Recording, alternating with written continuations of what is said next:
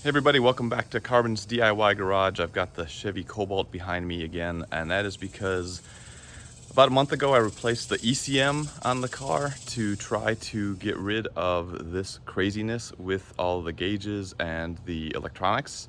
And unfortunately it only lasted about a month and it started doing it again. It's actually done it just once, but the next step would be to replace the TCM, the traction control module or transmission control module. But anyway, it's the computer for the transmission.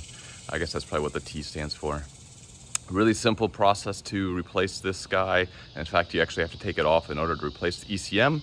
So I'll add a link to the video for how to replace the ECM so you can get the backstory on what's going on.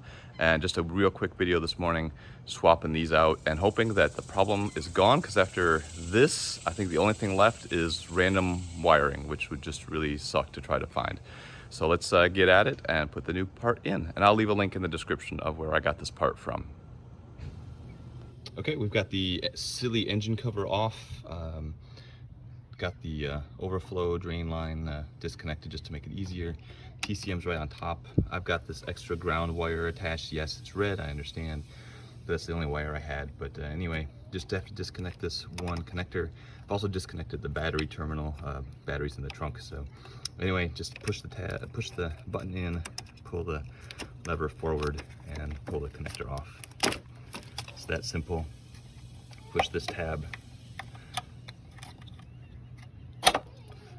and pull the module out.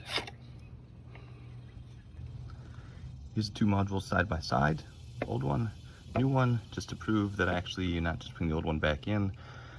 They are VIN matched, so you do have to supply your VIN number when you get the new one, but it's really straightforward to just put it back in. So we'll go ahead and get that done. Just to show you this ground thing that I'm talking about, one of the potential reasons you could be having this problem is a bad ground somewhere. So I've got a wire connecting the frame of the TCM and of the ECM over to the grounding stud on the strut tower. So even if the wiring in the harness is bad for the ground, this would give me a good ground.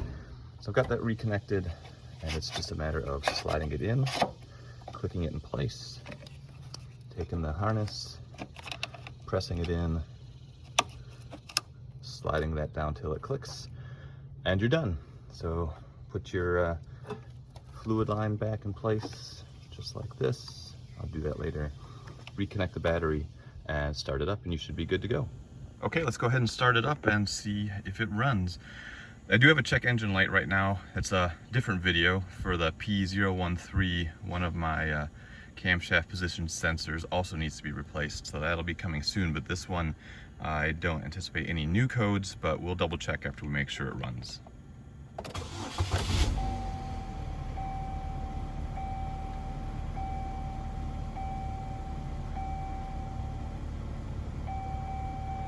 Well, it started up just fine, no codes, and actually the check engine light cleared, so I'll have to look into that. Maybe I get a bonus fix, or maybe the light will come back after I drive it a little bit.